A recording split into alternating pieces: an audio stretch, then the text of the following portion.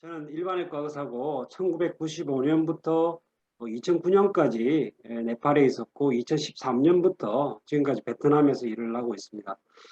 1995년부터는 그 탄센 병원이라고 서부 쪽에 네팔 서부 쪽에 있는 그런 병원에 130병상 병원에서 4년간 일을 했고 2000년부터 2009년까지는 수도에 있는 파탄 병원에서 선교 병원인데 거기서 350병상 병원에서 어, 거의 한 10년 정도 그렇게 일을 했고 그 다음에 다음으로 넘어가려면 2013년부터는 그 베트남에서 그 베트남 호치민시에 있는 그 부근에 호치민 부근에 있는 롱안 세계로 병원에서 3년간 일을 했고 2017년부터 현재까지는 그 하노이에 있는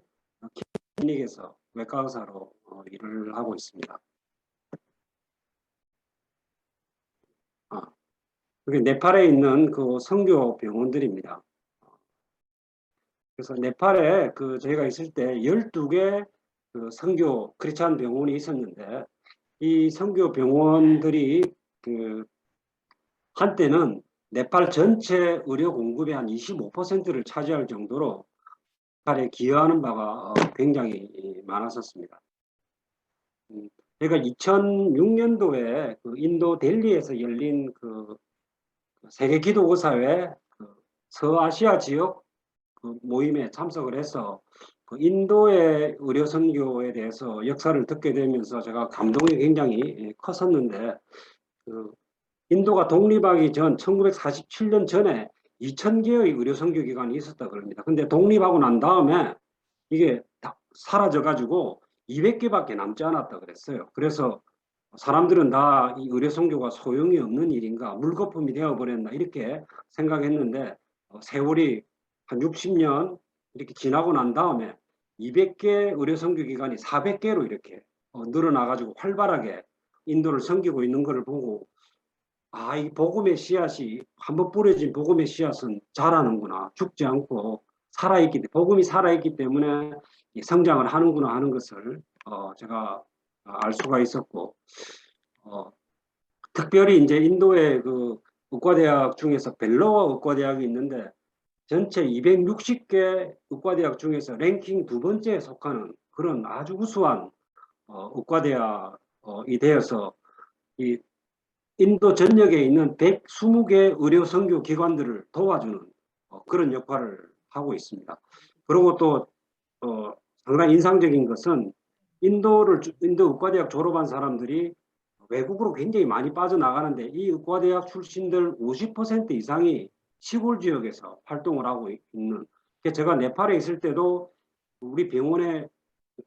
여하튼 이 벨로와 의과대학으로 트레이닝을 많이 가서 트레이닝을 많이 받아가지고 오고 또 의과대학생들 네팔 의과대학생들도 받아주고 하는 그런 의료 선교의 거점 역할을 하는 것을 보고 굉장히 참 감동을 많이 받고 있습니다. 그리고 1894년도에 그 인도의 그 동북부에 있는 루디아나 여자의과대학이 아시아에서는 첫 여자의과대학이었는데 현재 그 260개 인도의 의과대학 중에서 20번째 정도, 뭐 경우에 따라 14번으로 랭킹되기도 하고 26번 랭킹, 평균 보니까 한 20등 정도 되는 그런 훌륭한 의과대학으로 인도를 섬기고 있는 것을 이렇게 봤습니다. 그래서 우리나라도 이렇게 살펴보면은 그 세브란스 광영원으로 시작한 1885년 광영원이 연세의대가 됐고 계명대학교, 원주 유아여자대학, 고대의대, 전주예수병원, 광주기독병원 말할 수 없는 그런 의료선교 기관들이 우리나라를 섬겨왔고 지금 교회의 큰 그런 선교의 큰 바탕이 되었던 그런 거를 저희들이 경험을 하고 있는 것 같습니다. 그래서 우리가 지금 해외에 나가서 이렇게 섬기고 있는 선교병원에 섬기고 있는 것들의 50년, 100년 뒤의 모습이 이런 모습들이지 않을까라는 그런 생각을 하게 됩니다. 그래서 이번에 제가 이 발제를 준비하면서 어, 설문지를 이렇게 돌려서 14개, 4군데에서 저희가 답안을 이렇게 받았습니다. 그래서 보니까 병원 크기가 그러니까 병원으로는 뭐 6병상 가진 작은 병원도 있고 그 명성의과대학 같은 그런 데는 250병상 대학병원으로 그 15만 명 외래 환자를 보고 직원도 680명인 그런 대형 의과대학 병원이 된 그런 선교 병원도 있습니다. 자립도는 어떤 데는 자립도가 1%밖에 안 되는 그런 병원도 있고 100% 자립이 가능한 그런 병원들이 있는 것을 봤습니다. 그래서 70% 이상 자립하는 병원이면은 병원이 자립할 수 있는, 이양을 하더라도 자립할 수 있는 그런 커패시티가 된다고 생각되는 병원이 한국 선교사님이 시작한 병원이 한 50% 정도 됐고, 무료 진료가 한 5% 정도 무료 진료하는 병원이 있고, 어떤 경우 병원은 99% 무료 진료를 하는 그런 병원이 있는데, 대체로 좀 역사가 오래되고 안정된 병원일수록 무료 진료 비중이 이렇게 낮은 그런 것을 알 수가 있었습니다. 그래서 한 30%, 뭐 적게는 한 15% 정도 무료 진료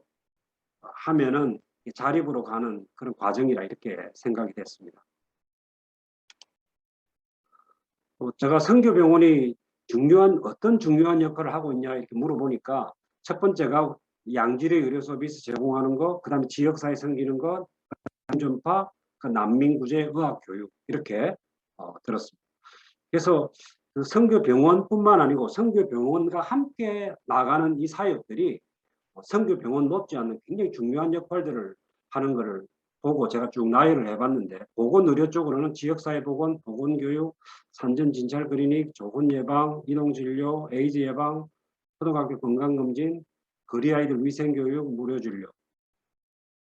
무료 수술, 안면기형, 선천성 심장병, 실명예방, 고엽제, 또 그리고 병원 못지않게 큰 규모로 진행되는 게 이제 의학교육인데, 의과대학, 보건대학, 간호대학, 임상의학과, 조산원교육, 마취사 교육, 또 병원 내에 교회를 설립하기도 하고 주변에 교회를 설립하고 주일학교를 하고, 또 어떤 데서는 대학생 사육을 또 전문으로 하는 그런 병원도 있고, 또 지역사회를 돕기 위해서 사랑의 집지기, 염소운행, 구제사역, 지역사회 발전 교육, 그 다음에 학교를 초중고등학교, 호스텔, 컴퓨터학원, 영어학원, 유치원, 한글학교, 그래서 각 나라나 지역의 특성에 따라 가지고 선교병원뿐만 아니고 선교병원과 함께하는 사역들이 굉장히 중요하게 선교적인 역할을 하는 것을 볼 수가 있었습니다. 그리고 지역사회 협력도 대부분의 선교병원들이 지역사회와 협력을 잘하고 있는 것으로 보였고, 또 지역교회와 그 다음에 지역사회에도 좋은 영향력을 끼치고 있었고, 이번 코로나 사태에 환자를 직접 치료하는 병원이 클리닉이 한 50% 정도 됐던 것 같습니다. 그래서 현재 선교병원이 가지고 있는 도전들이 뭐냐? 첫 번째로 꼽는 것이 부족한 의료 인력을, 우리가 한국 의료 선교사, 또 건신된 현지 크리스찬 의료인들을 부족한 것이 가장 큰 도전이었고, 그 다음에 이제 재정과 관련된 부족한 시설, 기자재도 있었습니다. 그리고 또 많이 얘기하는 것이 벵글라데시나 네팔, 요르단에서는 비자 제한을 하고 또 이렇게 선교병원에 제재를 가하기 때문에 병원 유지가 어려울 정도로, 그래서 오히려 병원 유지가 어려워지니까 구체적인 이양을 실질적으로 준비하고 있는 그런 병원들이 있었고, 또 좀 두려움들이 이양 후에 이 선교 정신이 이어질 것인가라는 그런 두려움들을 가지고 있습니다. 그래서 이 자료가 아마 제가 모은 것 중에서 그 한국인 설립한 병원들, 그 다음에 한국인 설립한 그 입원 병상을 가지지 않는 클리닉, 그리고 지금 인터내셔널 미션 하스피탈에서 일하고 있는 그런 리스트들을 했는데, 이 자료가 이렇게 나누어져서 조금 찾고 있는 의료인들을 제가 물어봤는데, 지금 오른쪽에 나열된 그런 과나 전문의나 또 여러 전문 의사들뿐만 아니고 간호사, 또 여러 의료행정 나와 있는데, 이것들 보면 우리가 의료 선교를 생각하시는 분들이 자기가 갈 수 있는 그런 것들을 찾아볼 수 있을 거라 그렇게 생각이 됐습니다. 그래서 의료 선교지에 그 비자도 제한하고, 또 각 나라의 의료 수준들이 올라가고 경제적인 수준들이 올라가고, 또 자기 고유한 종교를 지키려는 힌두 근본주의라든지 무슬림 이러면서 선교병원들이 이렇게 문을 닫아가고 선교사들이 쫓겨나게 되고 이런 상황이지만 이제 새로운 이런 그 길을 찾아가는 그런 것들이 지금 많이 일어나고 있는데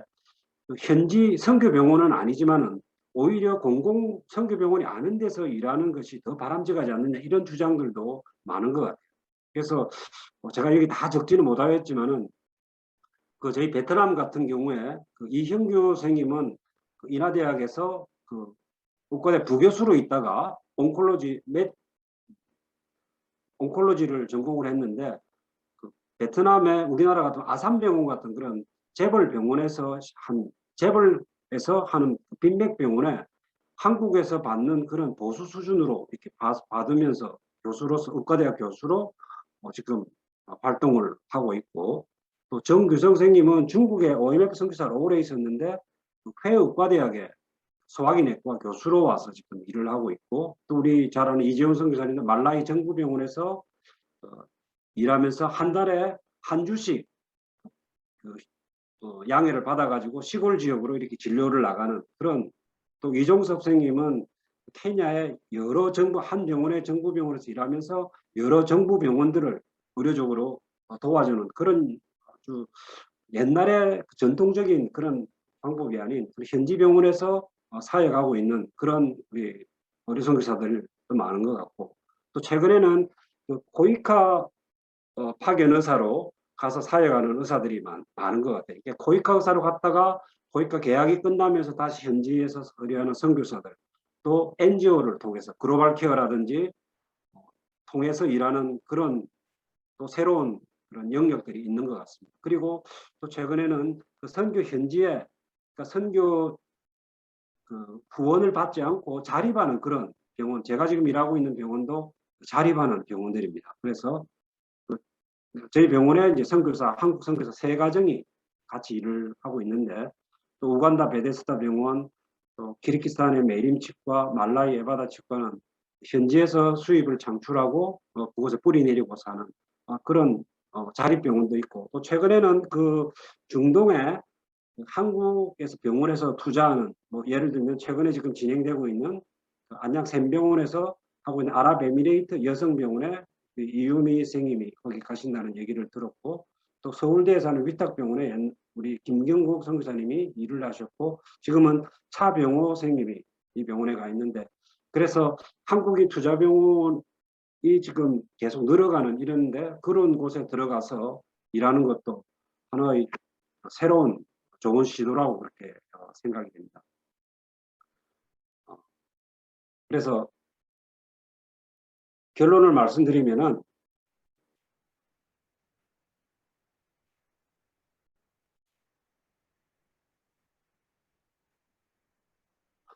그 그러니까 선교지 환경들이 이렇게 바뀌어져 가고 또 선교가 한편으로는 어려워지고 있긴 하지만은 사각지대에 놓여 있는 저개발 국가나 또 복음을 필요로 하는 그런 곳에 우리 의료 선교사들이 지속적으로 나가는 것이 필요하다고 이렇게 생각이 됩니다. 그래서 지속적으로 의료 선교사로 헌신하고 또 한국 교회는 이런 의료 선교 활동, 의료 선교 기관들을 재정적으로 지속적으로 지원하는 일이 필요하다고 그렇게 생각이 됩니다. 감사합니다.